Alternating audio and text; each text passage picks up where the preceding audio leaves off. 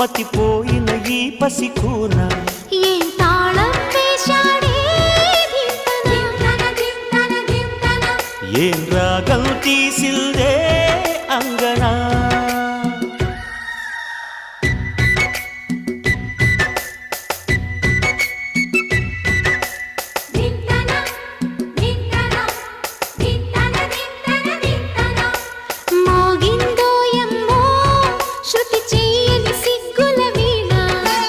రేగిందో యమ్మో